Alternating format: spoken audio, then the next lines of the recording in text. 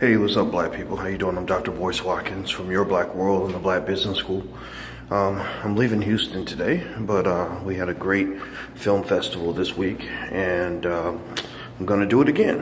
We're going to do it in Detroit. We're going to do it in Atlanta. We're going to do it in, I think I'll do it in Chicago too, and a few other cities. I got a lot of other cities on the list. But anyway, the interesting thing that was on my mind today was, this Black Lives Matter thing. Somebody sent me something where a guy named Kari Muhammad said that Zaza Ali, who you've seen me work with before, had an issue with Black Lives Matter. Now, I sent Zaza a text to ask her what she thought, but I also went ahead and looked at their guiding principles. And I was a little skeptical because I think that the article that was written about Black Lives Matter was written by a conservative, and I think there's a conservative agenda to dismantle Black Lives Matter, which makes me skeptical of anything that people say. But at the same time, just because your enemy is the one who gave you the bad news doesn't mean the bad news is true, right? So I think it's a matter of really, I had to scratch my back, I know that seems weird. I think that there is really a way you have to be critical in your thinking in terms of really kind of understanding what you're dealing with.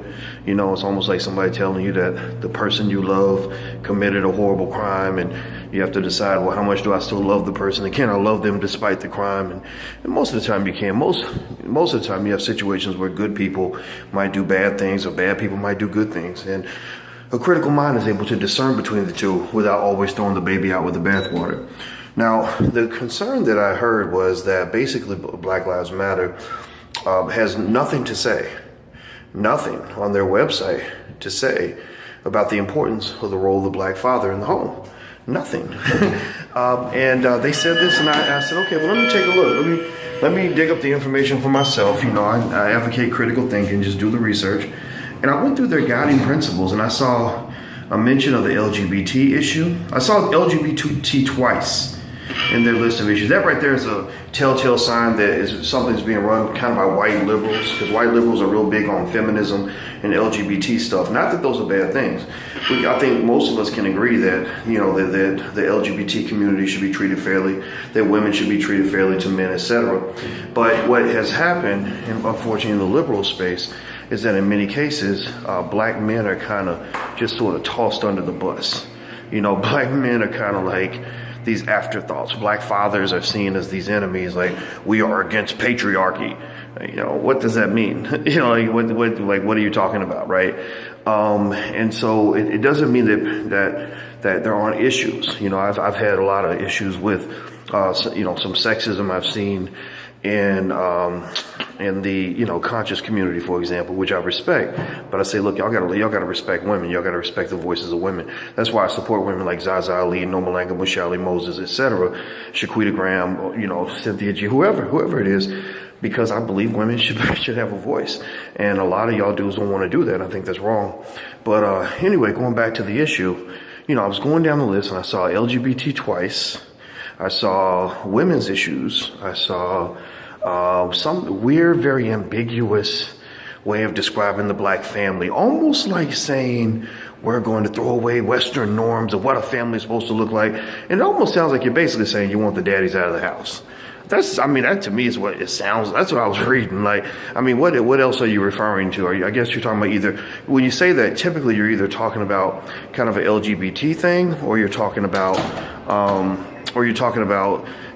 something with the fathers. Like, we're tired of fathers running the households, blah, blah, blah. Well, I'm reading more and more, and I'm looking down the list, and I see nothing about black men or fathers anywhere. And, and that was just weird and very disappointing, considering, that Black Lives Matter. I know a lot of activists in that organization, or who are part of that movement, who do wonderful work. And I always believe that they do wonderful work.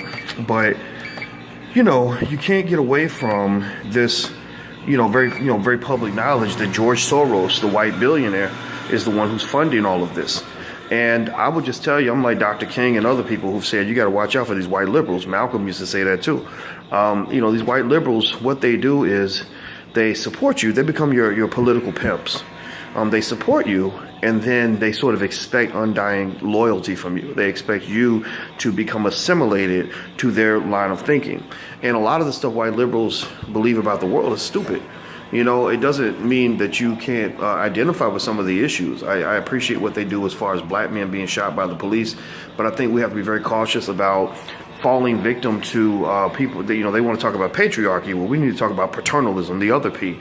The other paternalism means that, if you think about it, paternalism, it's kind of what a parent would do. A parent is paternal over their child because they don't feel their child is capable of making decisions on their own.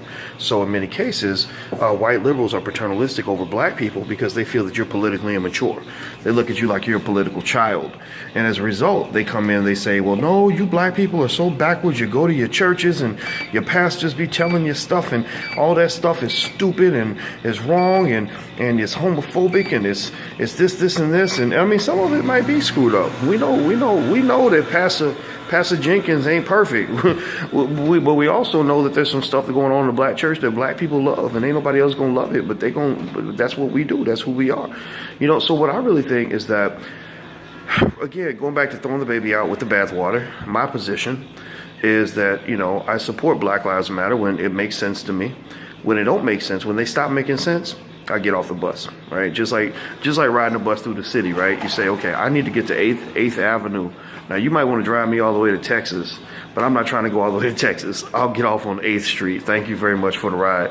So maybe that might be the approach that people might want to take. But I encourage you to go take a look. Go look at the Black Lives Matter website. Look at their guiding principles. Do your research. Come to your own conclusion. And kind of ask yourself, why is it that the black father is absent from the discussion? I would just say that it's very interesting that you have, this sort of, activist kind of move toward protecting the black men from being killed by the police. But there's nothing sort of being said about protecting the black men from being exterminated from the American political system, the family structure, the economic system, etc. There's not much conversation about that. So what point is it to keep a black man alive, after by protecting him from being shot by the cops, if you're going to ruin his life by taking away his children, taking away his family, taking away his dignity, taking away his economic opportunity, taking away all of those things? You got to think about that. So quality of life matters.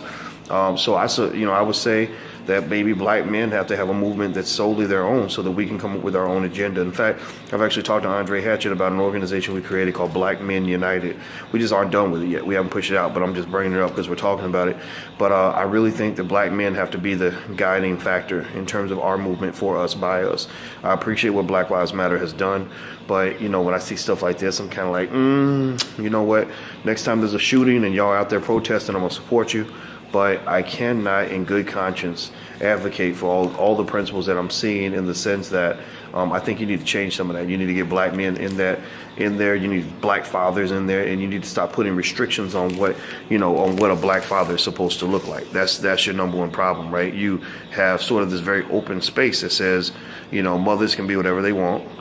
Meaning, if I want to do it all by myself, I can do that. But all the data shows that children are not better off when they don't have their fathers around. The data shows it. Don't ask me. Go look up any measure of quality of life. Look at any measure of economic outcome. Look at any measure of incarceration, death, all these things. When these black men get shot by the cops, in a lot of cases, some of these brothers, might have had a different outcome if their father had been around. So we can't sort of claim that, that's just a conservative argument. That's just those racist conservatives trying to throw shade on our single parent household. No, it's not. It's the truth. If without my daddy, I ain't shit. I'll become a whole different man without my daddy. Before my daddy came into my life, and I don't really tell that many people this, my daddy told me this. Before he came into my life when I was 3, my sperm donor disappeared for whatever reason. Before he came into my life when I was 3, he said that when he took me to the bathroom, I used to say, I'm gonna pull my panties down. And I peed on the toilet like a girl. Why? Well, it was because my mother was a young teenage mother, and she didn't really know how to raise a man. She just knew how to raise me to do what she did. So I did what my mother did. So, I'm a man. I'm a heterosexual man. I am who I am. But I don't know what kind of man I would have been if I had not had a male influence. My father taught me a lot about the strength of manhood, and you need testosterone in the house to balance out the estrogen. You need to stop creating a world where you really think that a boy does not need a father or a man to teach him how to be a man.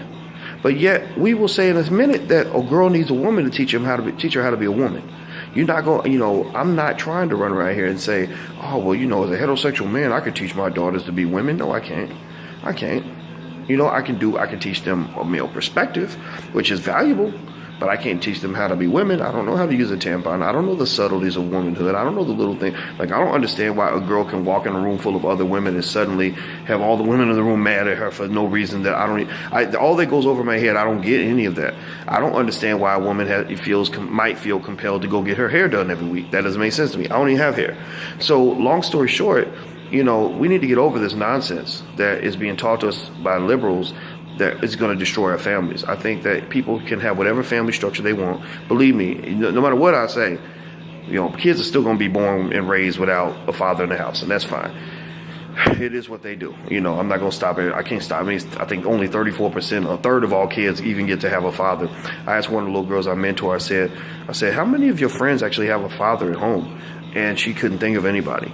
So that's kind of what mass incarceration has done. That's what white people have done. That's what liberals have signed on. You think about this. Bill Clinton, your favorite, the husband of that Hillary that you love so much, was largely responsible for the incarceration of a lot of these men, which took these fathers out of the home, which destroyed a lot of these families, which led to a lot of these sons growing up getting shot down the street, which led to a lot of these dudes getting into the dope game or whatever because they feel like they're the man of the house because there ain't no man in the house, and they got to find a way to provide for their single mother who can't afford to pay the bills. Why? Well, because black women have the lowest median net income and net worth of any demographic in the country. Single black mothers are in the most economically devastating position of anybody in this country. So stop letting people tell you that black fathers don't matter. We need a new movement. Black fathers matter. Black dads matter. Maybe black marriage matters. Again, I'm not telling people they have to get married, but I think it's kind of weird when you sort of start off without even thinking that this might be something you might want to do, without even thinking that your goal is to keep the father in the house, while thinking that somehow your goal is to just use him up and then spit him out and then sort of do it all by yourself and then complain about how hard it is to do it all by yourself. Doesn't make any sense to me. So again, no shade on single moms. I know a lot of single moms who do things to the best of their ability, but let's get the fathers back in the equation. In fact, fathers, fight your way into the equation, fight your way into the conversation, fight your way into the political and economic system, fight your way into the household, fight your way in this situation. That's where manhood comes in. I'm sorry. I do believe that part of manhood means fighting your way into the things that matter to you, because these white liberals are never going to invite you back into the house. That's why they created the welfare state. The Democrats support this. They want you. They want you dependent upon them. They never want you to be strong. They never want you to be economically independent. They never want you to have any form of intellectual, political, or economic sovereignty. They want you to be their bitch. Period. That's what they want. I'm not going to be your bitch. I'm a man. Period. All right, guys, I'm about to get out of here. It's early in the morning. It's like 2:30 in the morning, and I'm about to go and drink some coffee and do some work and then probably go back to sleep. But by the way, the Black Wealth Bootcamp starts next week.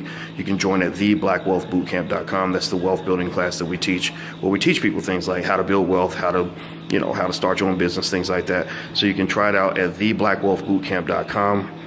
And that's it. So take care, guys, and I hope you have a wonderful day. Talk to you soon. Peace.